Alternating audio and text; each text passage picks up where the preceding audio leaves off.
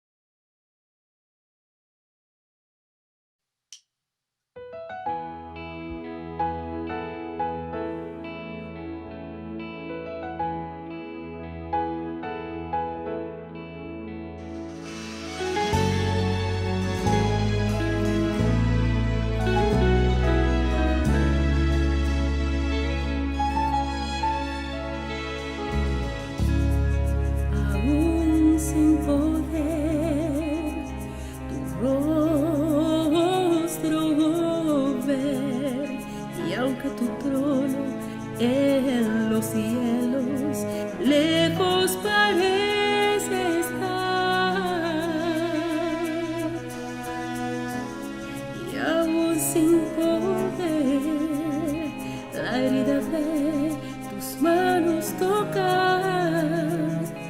Hay en mi alma un gozo profundo que hace mi fe vibrar. Cristo, yo creo en ti, yo siempre creeré en ti. No creo en ver, creo por fe, eres real en mi corazón. Cristo, yo creo en ti, y todo me entrego a ti. Puede el mundo hablar por hablar, mas nunca podrá hacerme dudar. Yo creo en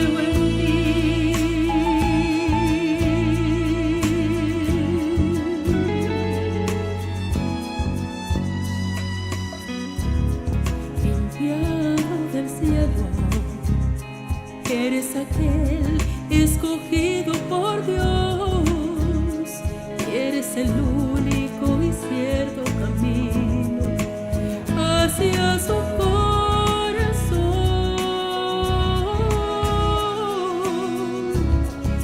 Moriste en la cruz, resucitaste y hoy vives en mí. Venciste al pecado y la muerte, y ahora soy libre al fin. Cristo, yo creo en ti, yo siempre creeré en ti. No creo en ver, creo por fe, eres real en mi corazón.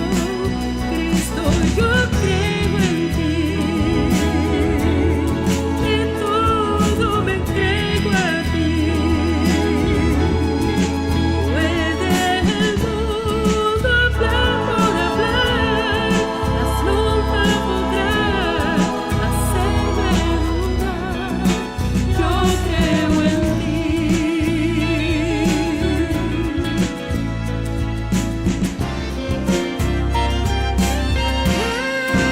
Cristo, yo creo en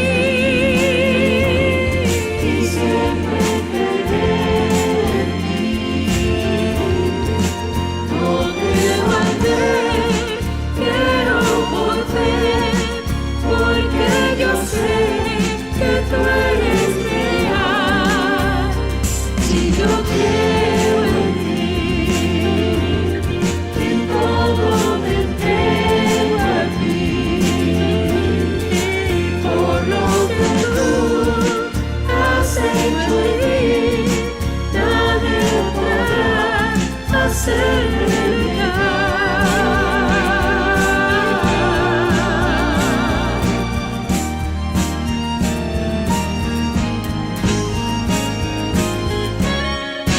Cristo, yo creo en ti, Cristo, yo creo en ti, siempre creeré, yo creo en ti. No creo al ver, creo por fe, porque yo sé que tú eres real. Si yo creo en ti, y todo me entrego a ti. Por lo que tú has hecho en mí, Señor, nadie podrá hacerme negar.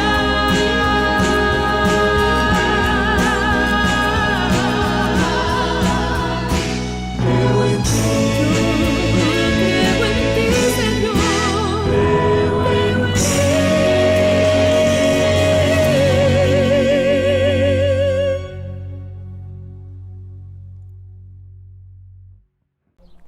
Buenas tardes, hermanos. Es hora de decir nuestra profesión de fe, así que tomemos nuestra Biblia con la mano derecha y digamos: la palabra de Dios contenida en este libro es la verdad que acepto creer. Es la esperanza que me comprometo a seguir y es la enseñanza que me atrevo a confesar. Nada me impide recibirla, nadie me evitará que Él haga parte de mi vida y por ningún motivo dejaré de proclamarla. Estoy aquí para leerla, oírla, vivirla diariamente. Amén. Bueno, hermanos, vamos a continuar con la serie de predicaciones sobre Filipenses.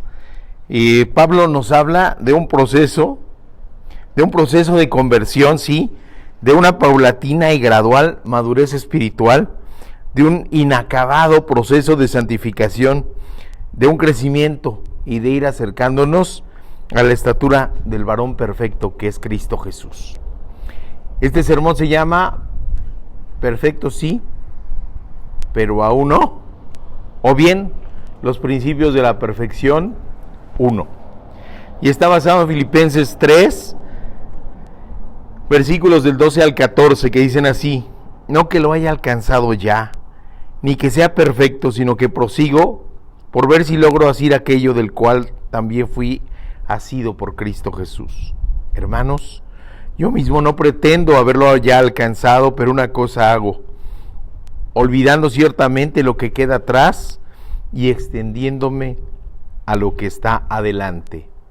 Prosigo a la meta, al premio del supremo llamamiento de Dios en Cristo Jesús. Padre bendito, gracias Señor por tu palabra. Háblanos hoy, Padre bendito, en este día tan especial en que estamos juntos celebrando y conmemorando tu resurrección, Padre bendito. En eso se fundamenta nuestra fe, en eso se fundamenta nuestra esperanza, Padre bendito. Háblanos el día de hoy y muéstranos lo que es tu voluntad para nuestra vida. Te lo rogamos, te lo suplicamos en el nombre de Cristo Jesús. Amén. La metáfora de una carrera atlética es una parte reiterativa en la teología paulina. Ha corrido la carrera, dice, con un punto claro de partida y también con una clara meta. Las dificultades, las vicisitudes hacen que esa carrera sea peculiar y particular para cada persona. Cada persona tiene sus propias luchas, sus propios limitantes, sus propios impedimentos e incluso sus propios pretextos para correrla o para no correrla. Pero hay algo que es absolutamente invariable, y esta es la provisión de Dios y la iniciativa de Dios, el camino de Dios, y que el galardón mismo de esta carrera es Dios mismo. Esto es lo más importante, que lo principal no depende de nosotros, aunque sí hay mucho que tenemos que hacer. Se requiere de varias cosas para equiparnos para la carrera. Se requiere de fe, se requiere de arrepentimiento, se requiere de disciplina y también se requiere de perseverancia. Sin perder nunca de vista que no es por nuestras obras, ni por nuestra decisión incluso, y mucho menos por nuestra fortaleza o nuestra sabiduría, que podemos llevar a buen término nuestra carrera. Dios mismo nos dio la vida para empezarla a vivir, pero podemos extraviar el rumbo, ir dando tumbos, no viviendo, sino solo sobreviviendo, cumpliendo nuestras funciones básicas: dormir, hidratarnos, comer, etcétera. En el mejor de los casos, crecer, amar, disfrutar de las cosas que son aún mucho más transitorias que lo transitorio que puede ser la vida misma. Y es que el inicio de esta carrera, mis queridos hermanos, no viene con la primer bocanada de aire cuando nacemos, con la primera respiración que llene los pulmones. El inicio de esta carrera, que es la vida cristiana, viene en el momento en que nos rendimos a Cristo, en el preciso momento en que le reconocemos como Señor y como único y suficiente Salvador. Y entonces sí nacemos de nuevo. Somos vueltos a ser, con una nueva naturaleza espiritual. Ese es el punto de partida. Ya no es solo el vivir por vivir, ahora es vivir con sentido. No es vivir como podía decirlo un náufrago a mitad del océano, mitad sumergido y mitad sobre la superficie, pero eso sí, completamente angustiado. Es vivir asido a la salvación de la que fuimos primeramente asidos. No es una tablita que se puede hundir con nosotros, es una salvación segura. Pero al igual que el náufrago que está asido a una tabla fuerte y segura que no se va a hundir, esa salvación no está aún consumada, porque el náufrago respira con descanso hasta que su planta del pie toca tierra firme. Cuando regresamos a casa con el Padre Creador, pero en tanto, aún en la mar con la seguridad que estamos ya rescatados y salvados por el Señor, pero que también nos demanda nos quedemos estáticos. Eso no avanzaríamos, seguiríamos en la mar todo el tiempo, flotando, mitad viviendo, mitad sobreviviendo, mitad angustiados, mitad respirando tranquilidad. Nos pide que nos esforcemos para llegar a la orilla, a la meta. Nos pone Dios los medios de la salvación y también nos da orientación, nos da el faro de su palabra para que podamos conocer el rumbo y conocer la meta. Esta carrera de la vida cristiana es como el triatlón. Es más, es como un Ironman, algo imposible de concebir sin una preparación imposible de completar, si no es por la gracia de Dios, porque pareciera una carrera incluso irracional, como irracional parece correr 180 kilómetros en la bicicleta, rodarlos más bien, correr una maratón y nadar casi 2 kilómetros en 17 horas. Parece irracional, parece que no es humano, pero es su fuerza la que nos sostiene, y del mismo modo Pablo nos dice versículos más adelante en Filipenses 4:13, todo lo puedo en Cristo que me fortalece. Así que vamos a lo que es la primera enseñanza, la perfección de lo inacabado. Filipenses 3:12 nos dice, no que lo haya logrado ya, ni que sea perfecto, sino que prosigo para ver si logro asir aquello por la cual también fui asido por Cristo Jesús. En esta carta hemos podido ver a través de los versículos que hay cierta intimidad. Pablo le muestra su corazón, le muestra sus sentimientos, le muestra sus pensamientos a la gente de Filipos. Pablo está mostrando su alma abiertamente. Ha confesado incluso sus más íntimos pensamientos, sus reflexiones y lo que Dios ha hecho de su vida. Así, del mismo modo, nos habla en este versículo a los hermanos contemporáneos a él, a sus hijos espirituales de la iglesia de Filipos, pero también a todos nosotros.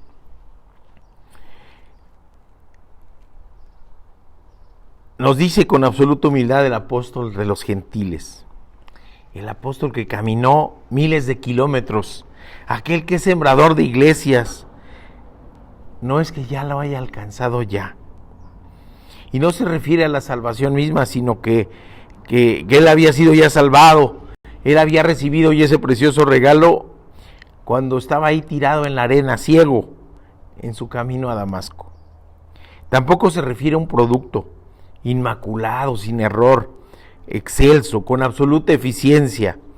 Eso es lo que entendemos en el castellano cuando hablamos de perfección, pero eso no es lo que quiere decir en el idioma original, en el griego. Es para nosotros en español el mayor grado posible de bondad como concepción de lo perfecto en nuestro idioma. En el griego lo perfecto se refiere a algo que está completado, algo pleno, algo ya terminado, y eso es a lo que se refiere Pablo. Así que podemos encontrar varias enseñanzas. Primero, lo que vamos a hablar es el llamado principio de la obra negra. Cuando vamos a construir una casa, primero necesitamos un terreno, y después necesitamos planear, y después de eso necesitamos marcar el camino donde se va a rascar. Después necesitamos conocer qué tipo de construcción, cuántos pisos, cómo es la tierra, si ahí es una zona sísmica o no. Eso es lo que necesitamos conocer, planear, hacer el trazo en la tierra y cavar en forma precisa siguiendo el trazo y con la profundidad adecuada. construir los cimientos, las traves, las columnas, levantar los muros verificando con una plomada, porque aunque no podemos decir que la casa está terminada, sí necesitamos decir que los cimientos necesitan estar perfectamente hechos, que los muros necesitan estar perfectamente alineados, para que después lo que se siga construyendo por encima esté hecho de manera correcta. Pablo lo que les está diciendo es que no ha acabado de ser construido, que su reconstrucción ya había empezado, que se había planeado y que se había empezado a ejecutar, que había sufrido una radical transformación en su conversión, pero en las manos de Dios estaba siendo perfeccionado, porque solo es quien nos puede llevar en este proceso de perfeccionamiento. Nos dice el Salmo 18:32, Dios es el que me ciñe de poder y quien hace perfecto mi camino. Y fíjense qué interesante, no dice yo hago perfecto mi camino, como dicen las herejías actuales, sino Dios es el que hace perfecto mi camino. Y vamos al segundo principio, dice el principio de la última milla. La última milla es un concepto relacionado con la distribución de productos a los consumidores y tiendas que ofrecen productos al por menor. Lo he escuchado mucho últimamente cuando han dicho sobre los insumos para luchar contra la pandemia, contra la infección por COVID-19. Resultaba que se compraban los insumos en el extranjero, que se distribuían en los grandes centros de distribución, pero que no llegaba al personal. Estaba faltando la última milla. Con la aparición del comercio electrónico se han revolucionado la logística de distribución a nivel mundial. El proceso acelerado por esta pandemia requiere varias etapas, desde la compra digital, la llegada de los productos a los centros logísticos, la distribución a centros regionales, locales y finalmente la entrega al cliente para que concluya el proceso. En las primeras etapas pueden utilizar vehículos grandes, aviones, trailers, pero para la última milla se requiere una atención más personalizada, vehículos pequeños. ¿Y qué creen? Todo lo anterior no sirve si no se completa esa última milla, si no llega al cliente lo que se ha pedido. Pablo está recorriendo ya la última milla de su ministerio. Ha recorrido, les digo reiteradamente, miles de kilómetros, ha fundado iglesias, ha pastoreado iglesias, ha sido preso, ha sido azotado. Es más, le quisieron adorar como si fuera un dios griego. Y ahora, después de 30 años de su conversión, está en espera de la sentencia, está preso en Roma, como un corredor que estira el pecho para cruzar la meta. Necesita del esfuerzo y de la perseverancia para llegar a ello. Pablo necesita terminar de recorrer la última milla. Ha adquirido de la sabiduría de Dios, la ha vivido y experimentado, pues sabe que por sí mismo no podrá alcanzar nunca esa perfección. Así que apela a la sabiduría de Dios y a vivir conforme a la voluntad de Dios. Nos dice Eclesiastés 7:9, la sabiduría fortalece al sabio más que 10 poderosos que haya en la ciudad, y ciertamente no hay hombre justo en la tierra que haga el bien y que nunca peque. Para ser perfecto se necesita completar la última milla.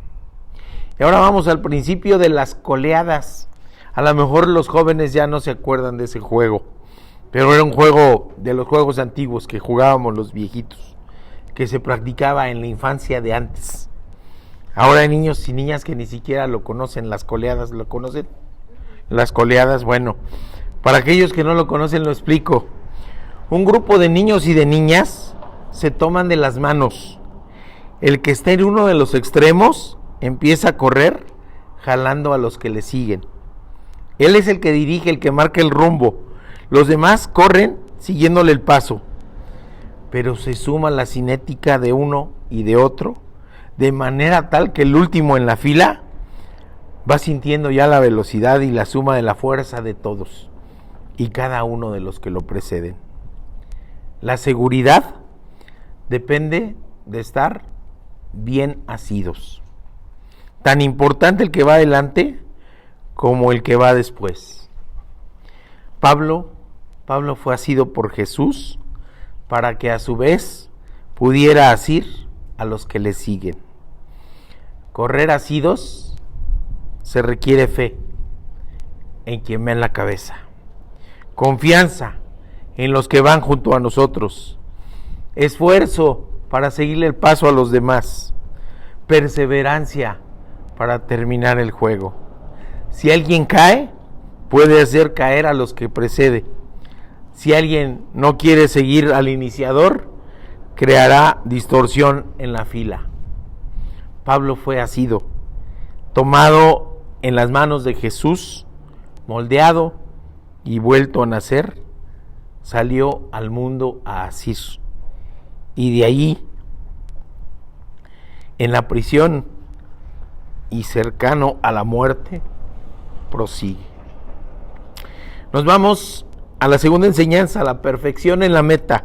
Filipenses 3:13 nos dice: hermanos, yo mismo no pretendo haberlo alcanzado ya, pero una cosa hago, olvidando ciertamente lo que queda atrás y extendiéndome a lo que está adelante. En ese sincerarse, Pablo le da un consejo, primeramente cuando se considera en construcción, en formación, en maduración. No ha concluido la carrera, no ha llegado a la meta. Y ese finalmente es el primer consejo que les da Pablo. Nadie puede sentirse completo, nadie debe sentirse perfecto, nadie debe sentirse perfectamente santo. En este mundo no ha llegado. Cuando dice no pretendo, está usando una palabra en griego que es logizomai. Entonces dice que ha reflexionado, evaluado y que al tomar en cuenta ha contado, acreditado, considerado, pensado, supuesto, estimado. Es decir, Pablo está sometiéndose a un proceso racional. La fe no es solamente algo emocional, es algo racional, es algo que tenemos que meditar, pensar, reflexionar. Y Pablo lo está haciendo. Y él mismo, después de hacer esa reflexión, considera que no ha alcanzado ni la perfección ni la meta. Y esa es la primera enseñanza de este versículo. Nadie puede ni debe haber considerado haber llegado a la perfecta santidad ni a la absoluta perfección. No, mientras caminemos en este mundo de los vivos. La meta sí es la perfección, pero no porque la alcancemos los humanos, sino porque la meta es Dios. Y Él sí es perfecto. Pablo les está diciendo que no volteen al pasado, que pongan los ojos en Dios y que se extiendan hacia adelante. Así que vamos al siguiente principio, que sería el cuarto, el principio de quemar las naves. ¿Sí lo han escuchado? Quemar las naves, ¿no?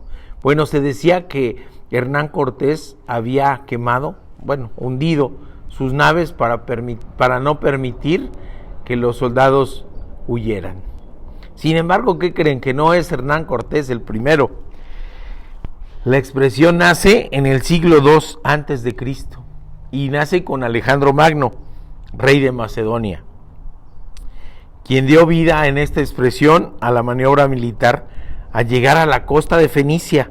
Observó que sus enemigos le triplicaban en número y que su tropa se veía ya derrotada antes de pisar el campo de batalla. Así que desembarcó e inmediatamente mandó quemar a todas las naves. Y mientras su flota ardía, reunió a los hombres y les dijo: observad cómo se queman los barcos. Esa es la única razón por la que debemos vencer, ya que si no ganamos, no podremos volver a nuestros hogares y ninguno de nosotros podrá reunirse con su familia nuevamente, ni podrá abandonar esta tierra que hoy despreciamos. Debemos salir victoriosos de esta batalla, ya que solo hay un camino de vuelta y es por el mar. Caballeros, cuando regresemos a casa lo haremos de la única forma posible, en los barcos de nuestros enemigos. En la vida cristiana, mis hermanos y hermanas, la única manera de llegar a la meta es quemar las naves y olvidarnos de todo lo que nos hizo llegar al momento de nuestro encuentro con Dios. Solo podemos mirar hacia enfrente. Nunca podemos regresar por el mismo camino de mundanalidad y de pecado y llegar a la meta perfecta que es Dios. En la vida de cada uno de nosotros podemos considerar qué es lo que Pablo dice, lo que ha quedado atrás. Consideremos, pensemos, qué hemos tenido que dejar atrás para acercarnos a Dios. Qué hemos tenido que olvidarnos, de qué hemos tenido que renunciar, qué naves hemos tenido que quemar. Cada uno ha tenido sus propias batallas, las específicas naves que ha tenido que quemar para vencer a la tentación del retroceso, de la recaída, de buscar caminos alternos, cuando el camino es exclusivo y se llama Cristo Jesús. El camino, la verdad y la vida, y dice Él, nadie viene al Padre si no es por mí. Nos dice Jesús en Juan 14:6. Y también Él es la meta, es el autor y el consumador de la fe, nos dice Hebreos 12:2. Y ahora nos vamos al quinto principio, el principio del último esfuerzo. Los metros finales, los últimos pasos pueden ser los más difíciles. La misma distancia del inicio, el primer metro de una carrera mide 100 centímetros, igualmente lo mide el último metro. Pero el esfuerzo para recorrerlo puede ser absolutamente diferente. La falta de este último metro puede ser que la carrera quede inconclusa. En la actualidad se dota a los corredores de chips electrónicos en sus números que les pegan en el pecho, que son leídos en determinados puntos de las carreras y van registrando los tiempos parciales, y el último lector está colocado en la meta para registrar el tiempo final del recorrido. Pero si no se registra nada en ese último punto, es que el corredor no concluyó la carrera. Pablo usa una palabra peculiar, extendiéndome, dice la Reina Valera 60, y otras versiones usan la palabra esforzándome, concentrados en la meta. En otras versiones dice, en los metros finales, en el esfuerzo supremo para terminar la carrera, Pablo se extiende, es decir, saque el pecho para adelante, para que sea leído su chip, para concluir. La vida cristiana puede ser un maratón y también una carrera de obstáculos, pero es la certeza de que no hay galardón más valioso que estar con Dios lo que le motiva, lo que le anima. Esa es su fuerza, esa es su razón. Dios es todo, y toda decisión y todo esfuerzo personal es poco, es más, es nada comparado con lo que Dios nos da, comparado con lo que Dios mismo ha brindado a la humanidad, su creación, su provisión, su vida, su sangre misma, para darnos camino y para darnos meta. Y nos vamos a la tercera enseñanza, también con algunos principios más. La perfección de la preparación, o también se llama disfruta el camino. La preparación también se disfruta, el entrenamiento se debe disfrutar. Filipenses 3:14 nos dice, prosigo a la meta, al premio del supremo llamamiento de Dios en Cristo Jesús.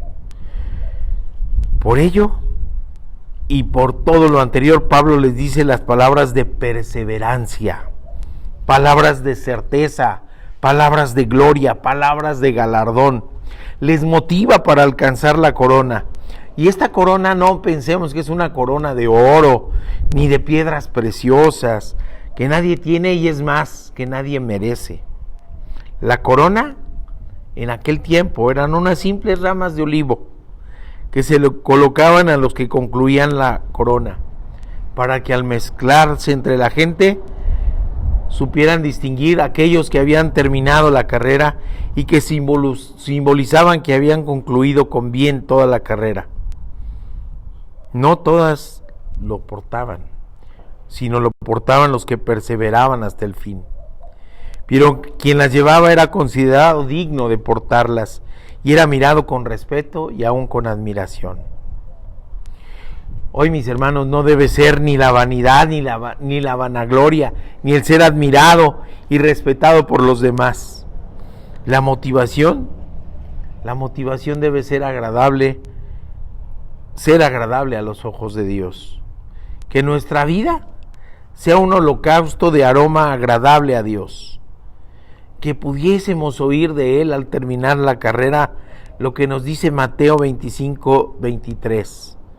Su Señor le dijo: bien, siervo bueno y fiel, sobre lo poco has sido fiel, sobre lo mucho te pondré. Entra en el gozo de tu Señor. Y así que nos vamos al sexto principio, el principio del entrenamiento de la carrera. La carrera de la fe no es una carrera fugaz, es más, no es una carrera de alta velocidad, como los menos de 10 segundos que tarda Usain Bolt en recorrer los 100 metros. Es más bien una carrera de resistencia, de perseverancia, de esfuerzo continuo y continuado. Y lo más importante de la carrera cristiana es que la victoria no depende de nosotros, que no hay ninguna posibilidad de perder, pues la carrera misma es en sí un premio. Vivir la vida, correr la carrera de la vida junto a Cristo es ya de por sí un premio en esta tierra. Estas recomendaciones están basadas en el libro Running the Start to the Finish, capítulo El Maratón, escrito por John Stanton. Tomemos y adoptemos los consejos para correr un maratón. Así que los consejos son reales, la primera parte, pero la adaptación para la carrera cristiana es lo que hicimos. 1. Definir el objetivo. En la carrera de la fe tenemos un objetivo claro y definido: ser salvos y tener una vida eterna con Dios. Para ello debemos saber primeramente en dónde estamos. Sin Cristo estamos perdidos, condenados, y hacia dónde vamos. Con Cristo, hacia la vida eterna. 2.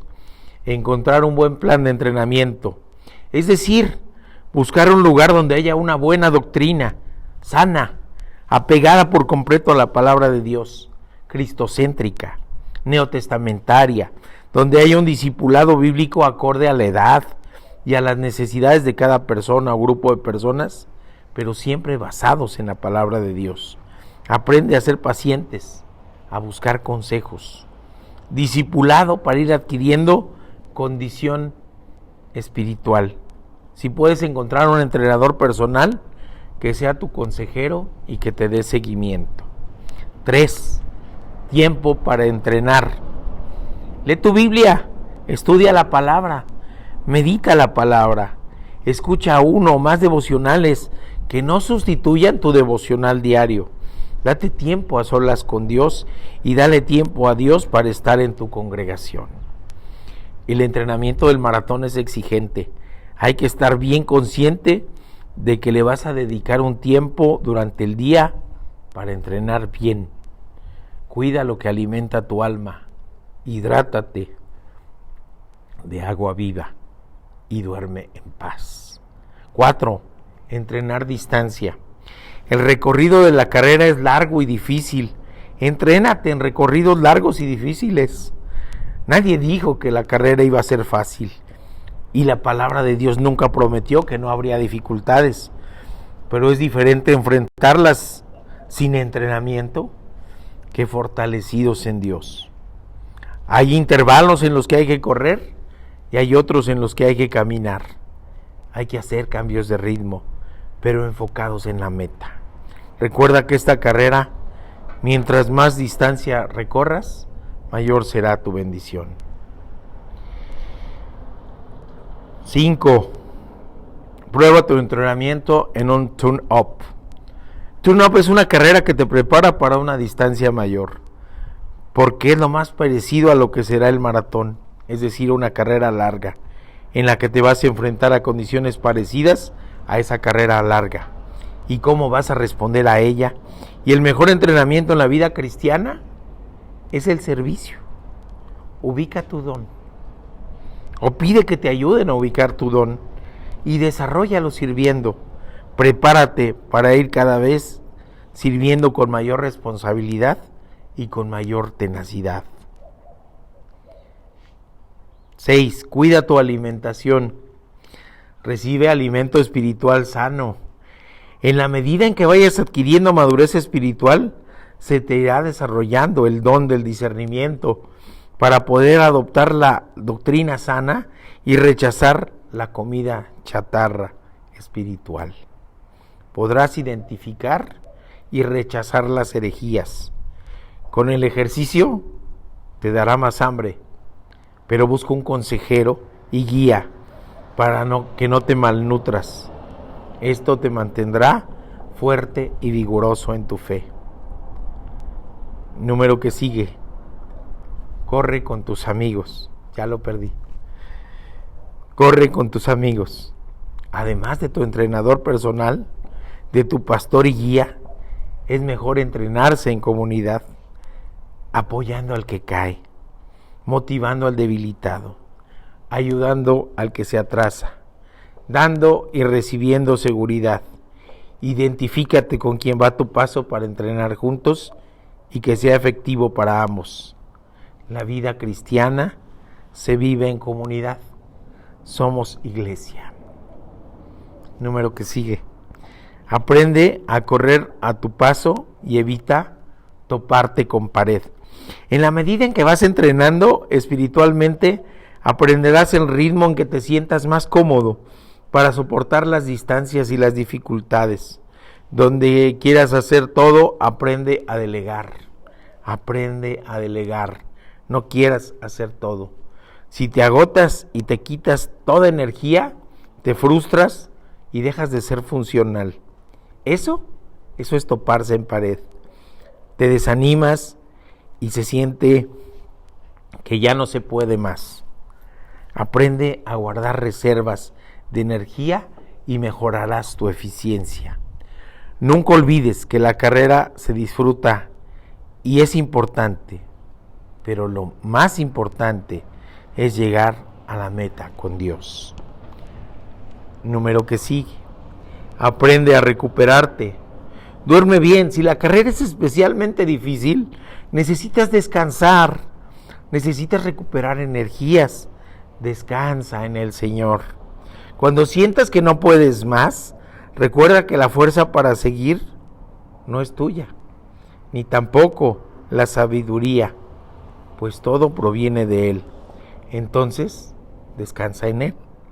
Mateo 11, 28 al 30 nos dice: vengan a mí todos los que están fatigados y cargados, y yo les haré descansar. Lleven mi yugo sobre ustedes y aprendan de mí, que soy manso y humilde de corazón, y hallarán descanso en su alma, porque mi yugo es fácil y ligera mi carga. Último número. Si no me falla mi cuenta, creo que es el 10. Acepta el reto. Por último, pero lo más importante, la vida cristiana es un reto. No es fácil, pero cuando nos decidimos a hacerlo, será una etapa de nuestra vida en la que vamos a aprender no solo cómo correr a nuestro paso, vamos a aprender a conocernos a nosotros mismos, pero principalmente aprenderemos a conocer a Dios y a conocer de Dios. Y lo más importante también, lo que puede hacer Él en nuestra vida. Aprendamos cómo reaccionamos ante ciertas circunstancias y cómo no debemos reaccionar ante ciertas circunstancias. Aprendamos a resolver los problemas, pero no conforme a nuestra corta y nula sabiduría, sino conforme a la voluntad de Dios. Y adaptarnos a las circunstancias que no podemos cambiar ni evitar, para vivirlas asidas de la mano de Dios. Aprendamos a conocer nuestras fortalezas, que son vanas ante la fortaleza y el poder de Dios, y también a reconocer nuestras debilidades, para aprender que de ellas se perfecciona el poder de Dios. Así como aceptarlas, porque como dice Pablo en 2 Corintios 12:10, por eso me complazco en mis debilidades, afrentas, necesidades, persecuciones y angustias por la causa de Cristo, porque cuando soy débil, entonces soy fuerte. El llamamiento, mis hermanos, es en sí un gran premio. Jesús llama a todos al arrepentimiento y a la conversión. Llama a todos a convertirnos en los hijos de Dios, a ser discípulos, a ser testigos. El premio de ser llamados por nuestro nombre, el premio de que nuestro nombre puede estar inscrito en el libro de la vida, el premio de venir a servir a Dios, el premio de ser llamados, el premio de ser pescadores de hombres, sacados de las tinieblas para anunciar el Evangelio. Hay una canción que cantan en las iglesias de la religión popular, le llaman La Barca, o Has dicho mi nombre, o Pescador de hombres, y nunca he entendido por qué la cantan cuando alguien muere. Pero lo que dice la palabra es el llamamiento que está haciendo Jesús a Pedro para dejar su barca, para dejar sus redes y para dejar de ser pescador de peces y convertirse en pescador de hombres. Ese llamado no es exclusivo para los apóstoles o para una clase sacerdotal, es para todos los que han aceptado el llamado para ser hijos de Dios.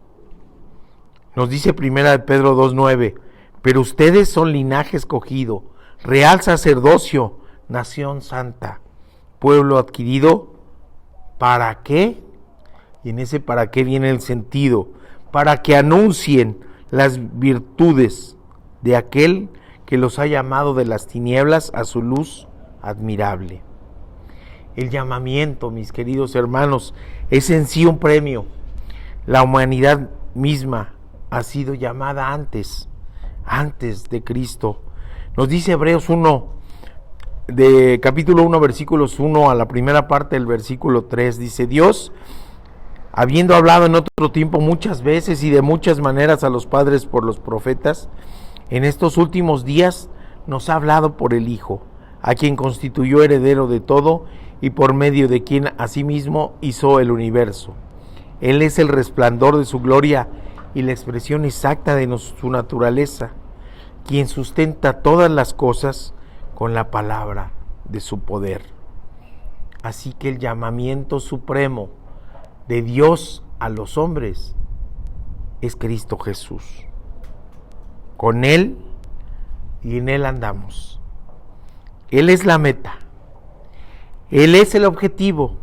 Él es la razón. Él es la motivación. El llamamiento que demanda una respuesta. Pablo nos invita a correr con perseverancia y fe la carrera hacia la perfección, la carrera con Cristo y para Cristo. Así que vamos a las conclusiones y al desafío. No somos perfectos, pero queremos ser intervenidos por Dios para ser perfeccionados. Reconociéndonos imperfectos, es que podemos sabernos entonces necesitados de su intervención. Decirle: somos arcilla en tus manos, divino alfarero. Haznos conforme a tu voluntad. Solo tú puedes hacerlo y no nosotros mismos. Así que recapitulemos en los principios. Principio de la obra negra. No somos acabados, pero hasta donde se va construyendo se tiene que hacer con perfección. El principio de la última milla, la parte final, es la parte más trascendente. El principio de las coleadas. Fuimos asidos por la cabeza de la iglesia que es Cristo y necesitamos asir a los que vienen detrás de nosotros. El principio de quemar las naves, que nada nos estorbe en el camino exclusivo de Cristo Jesús hacia Dios. El principio del último esfuerzo es igual de difícil el último metro como puede ser el metro inicial y el entrenamiento para la carrera. Así que, mis queridos hermanos y hermanas, aceptemos el desafío de ser perfeccionados en fe y con perseverancia. Padre bendito, te damos gracias, Señor, por tu palabra hermosa. Te pedimos, Señor, que pongas en nuestro corazón la necesidad de responder a estos retos, a estos desafíos que tú nos planteas en tu palabra, Señor, y que tengamos la sabiduría para responder conforme a tu voluntad. Gracias por este domingo, gracias por tu resurrección, gracias porque nos das esperanza y fe. Gracias por tu provisión. Nos ponemos en tus manos, Padre bendito, como arcilla, para que nos moldees conforme a tu voluntad. Te rogamos que actúes en nuestra vida, Señor, y que no haya nada que estorbe en este camino hacia la perfección. Te lo rogamos y te lo pedimos en el nombre preciso y precioso de nuestro Señor Jesucristo. Amén. Prosigo a la meta, al premio del supremo llamamiento de Dios en Cristo Jesús. Amén.